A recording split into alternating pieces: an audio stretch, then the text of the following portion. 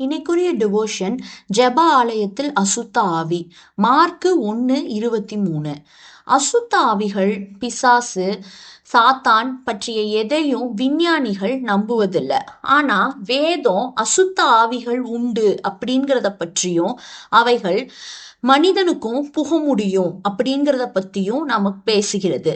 பேய், பிசாசு பற்றிய கற்பனை கதைகளால மனிதர்களாகிய நாம் அவங்களுக்கு அஞ்சி நடுங்குகிறோம். கிறிஸ்துவுக்குள் வந்த பின்பும் கூட பில்லிசூனியம், மாந்திரீகம், செய்வின, பேயி, பிசாசு இத குறித்து அச்சம் நிரம்பி உள்ளவர்களாக நம்ம இருக்கிறோம். நம்ம வாசித்த இந்த வேத பகுதியில இயேசு ஒரு ஓய்வு நாளில ஜெப ஆலயத்துக்கு போறாரு. அந்த ஜெப ஆலயத்துல அசுத்த ஆவியுள்ள மனுஷன் ஒருவன் இருக்கான் அப்படின்னு வேதம் சொல்லுது.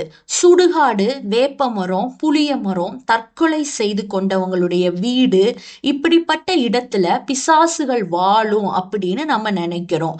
பழைய திரைப்படங்கள்ல பைபிள், சிலுவை, ஜெபமாலை இத பார்த்தவுடன் பிசாசு நடுநடுங்கி ஓடுவதை போல காண்பிப்பாங்க. ஆனா ஆலயத்திற்குள்ளேயே பைபிள் இருக்கும் இடத்துல பாடல், ஆராதனை, ஜெபம் செய்யும் இடத்துல அசுத்த ஆவி இருக்க முடியுமா? இருக்கும். அதுதான் இந்த வேத பகுதி சொல்லுது. ஆலயத்துல அசுத்த ஆவி இல்ல, ஆலயத்திற்குள் வந்த மனுஷனுக்குள்ள அசுத்த ஆவி இருந்தது. நாம் கவனிக்க வேண்டிய விஷயம் என்னன்னா, இந்த மனுஷன் வார வாரம் ஆலயத்துக்கு கண்டிப்பா வந்திருப்பான். அவனும் பாட்டு பாடி இருப்பான். அவன் கையிலும் பைபிள் இருந்திருக்கும். அவனும் எல்லாருடனும் கூட ஜெபித்திருப்பான். அவனும் பிரசங்கம் கேட்டிருப்பான். அவனும் ஒருவேளை ஆலயத்துல பெரிய ஒரு மெம்பரா கூட இருந்திருப்பான். இத்தனை நாட்களும் அவனுக்குள்ள அசுத்த ஆவி இருப்பதை யாருமே அந்த சர்ச்ல அறியல.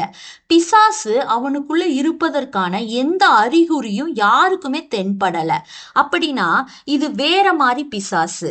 ஆலயத்துல இருக்கும் உயிருள்ளவர்கள் மத்தியில இருக்கும், புனிதமான இடம் அப்படின்னு நினைக்கிற இடத்துல இருக்கும், அமைதியாக இருக்கும், யாருக்குமே தொந்தரவு கொடுக்காது, யாரையும் காயப்படுத்தாது, வெள்ளை நிற ஆடையில் தேவதூதனை போல கூட காட்சியளிக்கும். அந்த ஆலயத்துல அந்த பிசாச டிஸ்டர்ப் பண்ற மாதிரி எதுவுமே இல்லை. அது ஒரு உயிரற்ற சபை, அதாவது ஒரு டெட் சர்ச்சா தான் அது இருந்திருக்கணும். இயேசுவின் பிரசனமும் பரிசுத்தமும் அதிகாரமுடைய வார்த்தைகளும் வெளிப்பட்டவுடன் அந்த பிசாசால அதற்கு பிறகும் அங்க இருக்க முடியல. உடனே கூச்சலிட ஆரம்பிக்குது. ஆம், ஆலயத்துல கூச்சலிடுகிற, சண்டையிடுகிற, அடிதடி செய்கிற எல்லா மனுஷர்களும் தங்களுக்குள்ள இருப்பது பரிசுத்த ஆவியா அல்லது அசுத்த ஆவியா அப்படின்னு சோதித்து பார்ப்பது நல்லது.